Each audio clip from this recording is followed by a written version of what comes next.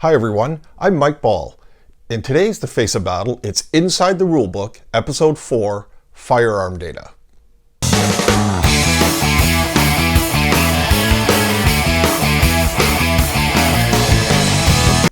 I was going to do the next episode on the fire lane, but I figured let's get into the firearm combat data first. It'll make that episode much more easier to explain. So let's get into the rulebook.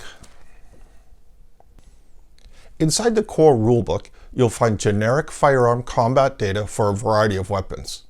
In each of the nationality supplements, though, you'll get much more detailed weapon data for that specific country.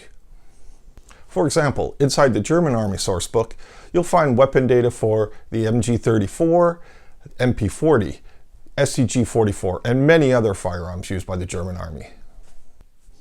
Before I cover the firing modes, I'm going to go over the SPA and the TPS data columns in the firearm combat data. The SPA is the shots per action. When a soldier's card is drawn from the deck, that is the number of times they may fire that weapon. Shots per action. The TPS is the number of targets per shot they may hit with that weapon. So for a single shot weapon, shot per action might be 1 or 2 if it's semi-automatic, and each shot will hit 1 target per shot, 1 TPS. If the shots per action is greater than 1, for example, a semi-automatic rifle has 2 shots per action, you may fire that weapon that many times per action. You may fire them at the same target or switch targets with a -2 modifier. Weapons with a TPS number greater than 1 indicates the number of individual soldiers they may attack per shot within their beaten zone. You may not, though, shoot multiple times at the same target per shot.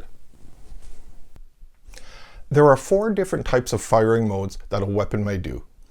Single shot, like a bolt-action rifle. Spraying fire, submachine guns and assault weapons can spray fire.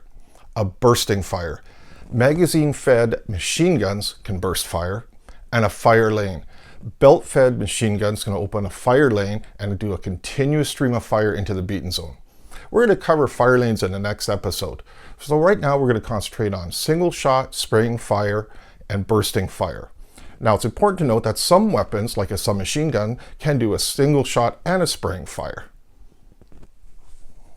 As I stated earlier, the data inside the rulebook is for generic weapons. Inside the nationality rulebooks, though, the data is very specific for that weapon. The firing mode, shots per action, targets per shot, ranges are all very specific for that weapon.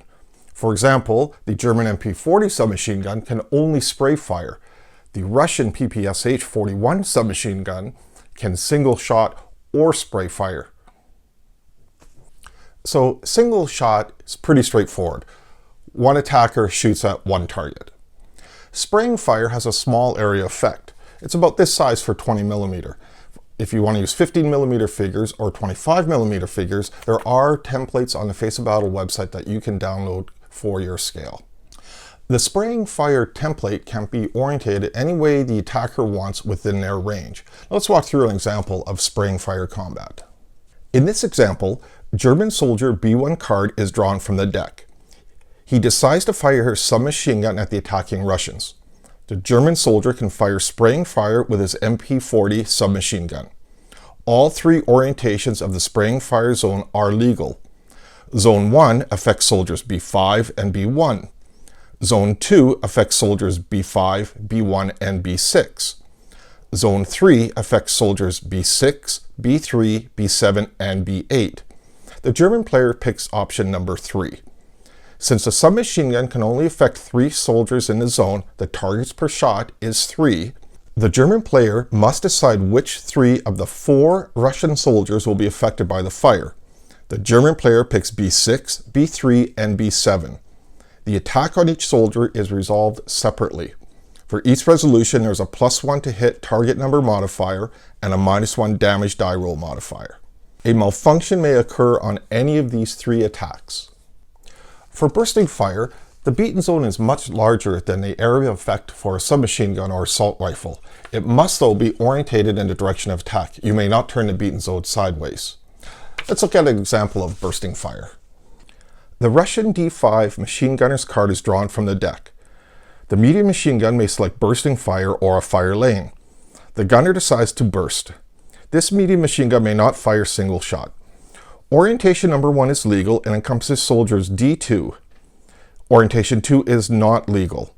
Orientation number 3 affects soldiers B1, D1, D4, D5, and L3. Since the machine gun can only affect 3 soldiers in the beaten zone, the targets per shot equals 3. The Russian player must exclude 2 soldiers. The Russian player picks B1, D1, and D5.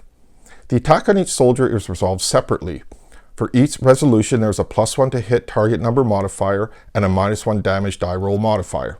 A malfunction may occur on any of these 3 attacks. The year is the earliest you can encounter that weapon within a scenario. For example, in the Winter War of 1939, the Finlanders certainly would not encounter a Russian PPSH-41. The next column is a hit modifier, and that will increase or decrease your base target number to hit. After that, it's the damage modifier column.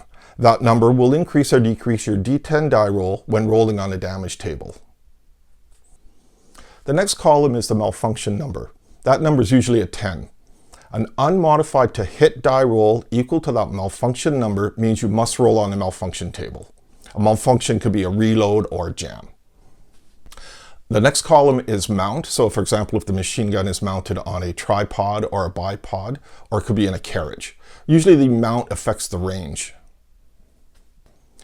The PF column, the penetration factor, is used when you're attacking armored vehicles. The final column is ranges: short, effective, and long range. Short is +2 to your target number. Long range is -2 to the target number.